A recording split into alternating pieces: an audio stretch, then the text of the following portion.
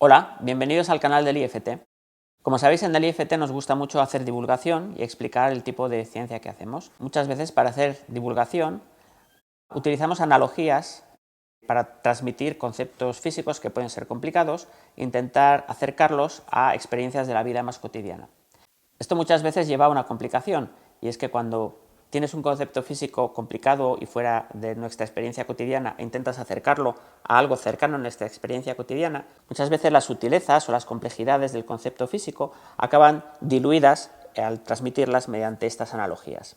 En este vídeo os traigo 5 analogías que pueden considerarse desafortunadas, pueden considerarse fails o puede considerarse que tienen una parte incorrecta y una parte correcta. Yo os explicaré las dos.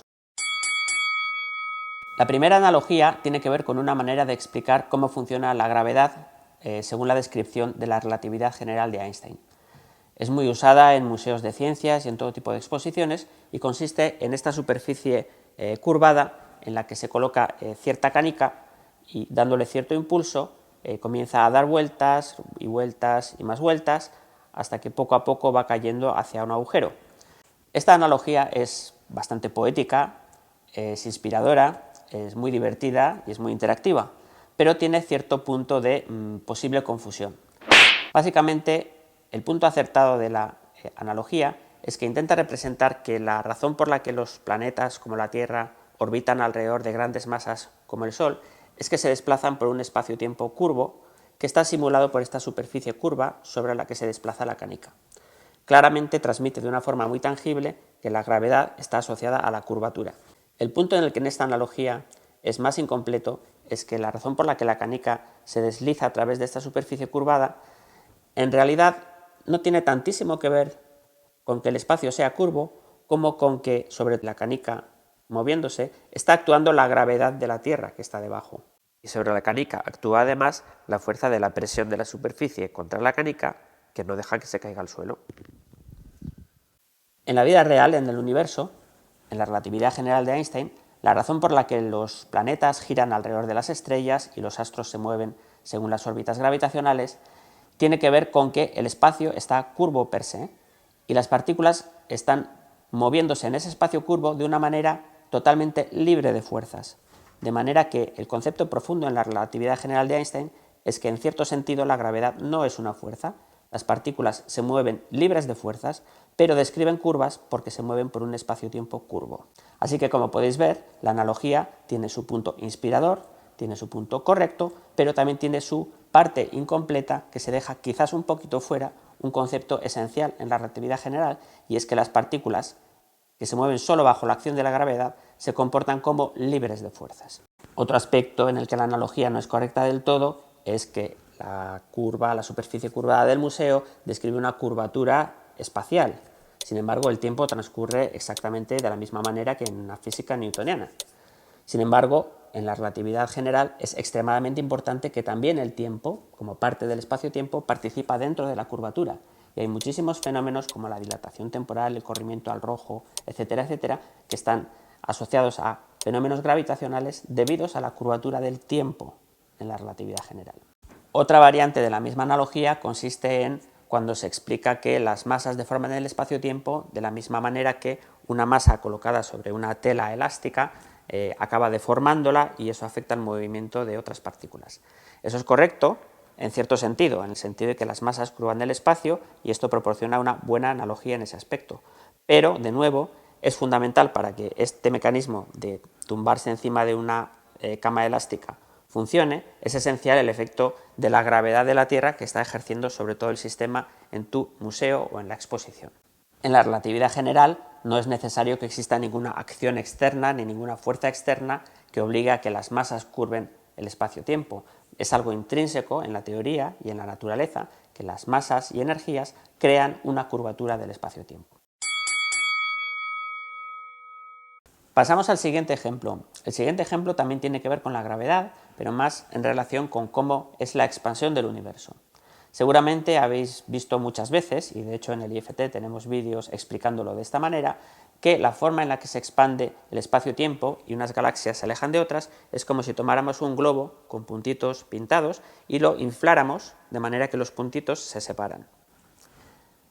Esta analogía tiene un aspecto positivo y adecuado, que es que la razón por la que los puntitos en el globo se separan no tiene que ver con fuerzas extrañas que actúen sobre los puntitos, sino con el propio estiramiento, en este caso, del tejido elástico entre los puntitos del globo. Esto realmente es como sucede en la expansión del universo, donde las galaxias se alejan unas de otras, no porque haya fuerzas extrañas sobre ellas, sino porque el espacio vacío entre ellas se va expandiendo, se va estirando con el tiempo. Sin embargo, la analogía del globo tiene algunos aspectos que llevan a confusión. Por ejemplo, el globo se está expandiendo en la habitación, en un espacio externo, de manera que puede llevar a preguntas como, por ejemplo, ¿dónde se está expandiendo el universo? ¿Hay un espacio más grande en el que se está expandiendo? Esto es confuso porque realmente es incorrecto. El universo no se está expandiendo dentro de un universo o de un espacio más grande. Y la parte importante que hay que comprender aquí es que para hablar de que un espacio se estira o se encoge, no hace falta verlo desde fuera. Observadores dentro de ese universo son capaces de medir las distancias entre objetos, por ejemplo entre galaxias, y ver cómo aumenta o disminuye o cambia con el tiempo. De manera que pueden llegar a la conclusión de que su espacio completo se está expandiendo sin necesidad de que haya un espacio con más dimensiones exterior desde el cual lo veamos. Dentro de la analogía sería muy parecido a pensar en un virus que se está moviendo por la superficie del globo y es un virus lo bastante inteligente y habilidoso para ser capaz de medir las distancias entre los puntos. Aunque el virus sea incapaz de salir al espacio externo, es capaz de darse cuenta de que los puntos se están separando. Y de hecho, para esa descripción no hace falta siquiera la existencia de un espacio externo. Eso es lo que sucede en el universo, que no requiere de un espacio más grande en el cual se expande. Otro aspecto confuso de la idea del globo es que da la sensación de que el universo tiene que ser finito, de tamaño concreto, no infinito, para poder expandirse. Esto también es incorrecto. Realmente uno tiene que ser capaz de concebir un espacio infinito que se está expandiendo. Uno podría pensar, si es infinito ya, ¿cómo puede expandirse? La analogía es la misma, pero pensando en lugar de en un globo, en un tejido elástico con puntitos pintados. Y el tejido lo podemos imaginar como infinito. Ese tejido lo podemos estirar, sigue siendo infinito, más infinito si queréis, y los puntitos estarán más separados todos unos de otros. Por lo tanto, para que exista una expansión, no es necesario que empecemos con algo de tamaño finito que se vaya alargando. Es también posible tener una expansión de un objeto infinito. Dicho lo cual, no estamos diciendo que nuestro universo sea finito o sea infinito, realmente es una cuestión observacional que no está determinada. Debido a que el universo tuvo un origen y que la velocidad de la luz es finita, somos capaces de observar únicamente un trozo, muy grande, pero un trozo del universo completo, que denominamos el universo observable. Con solo este trozo que observamos, que es el universo observable, no somos capaces de decidir si más allá el universo continúa siendo infinito o de alguna manera se cierra sobre sí mismo y tiene un tamaño finito. Pero es una pregunta que nos lleva más allá de la analogía del globo que quería comentar en este momento. Otra analogía que quería comentar es la que nos habla de cómo el mecanismo de Higgs es capaz de dotar masa a las partículas elementales.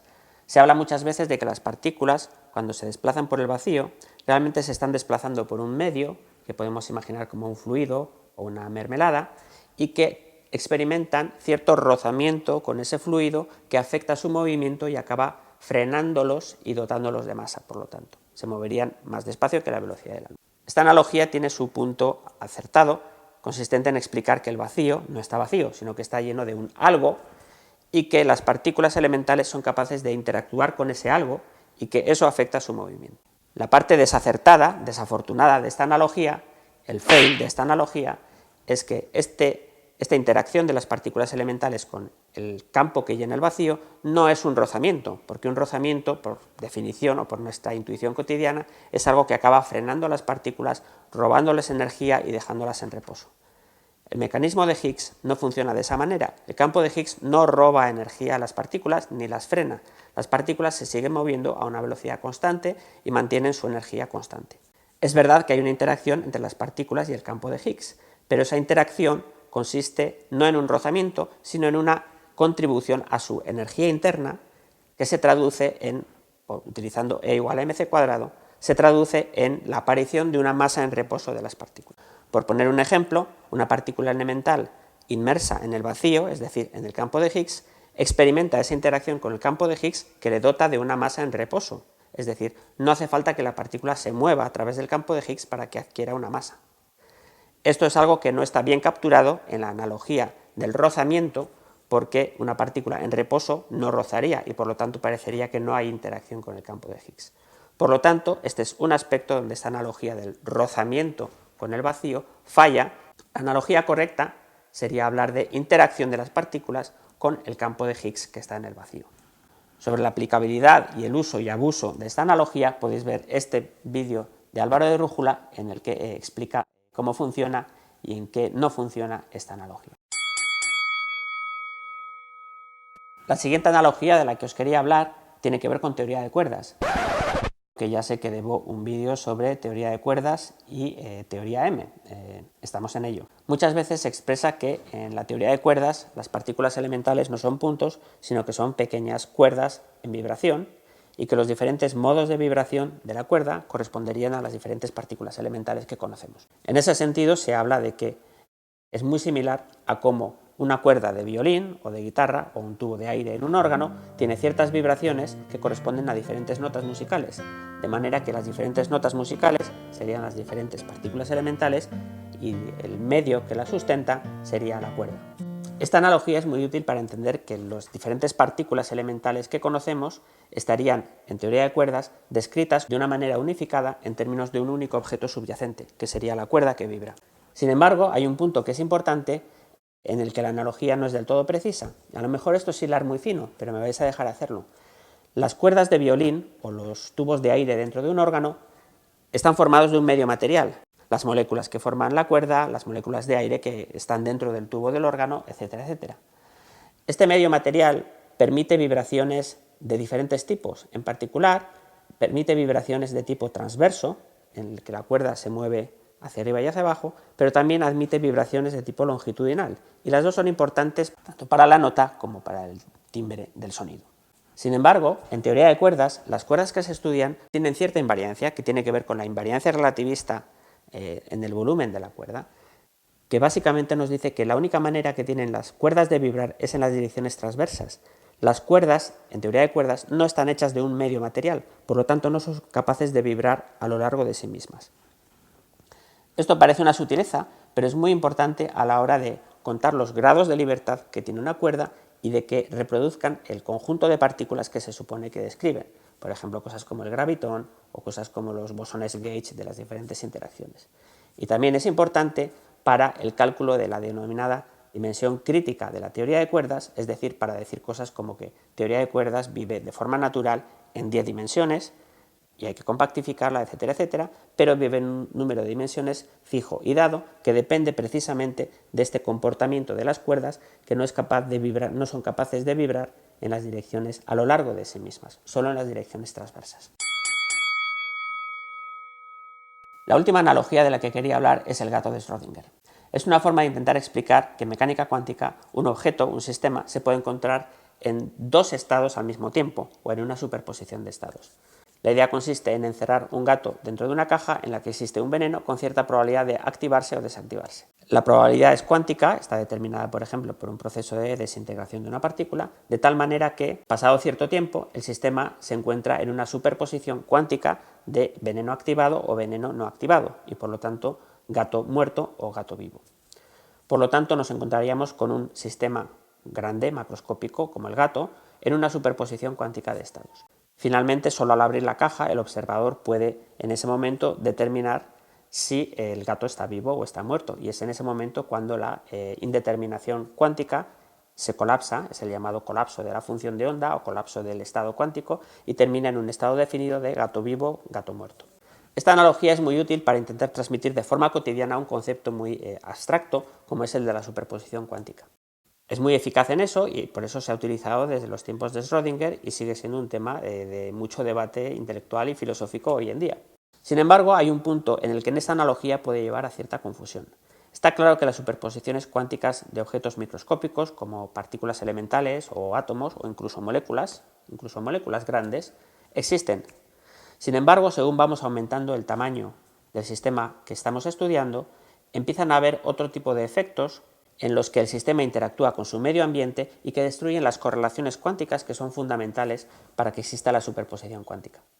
Por lo tanto, si empezamos a hablar de cosas como gatos, etcétera, etcétera, es impensable pensar que vaya a existir realmente una superposición cuántica.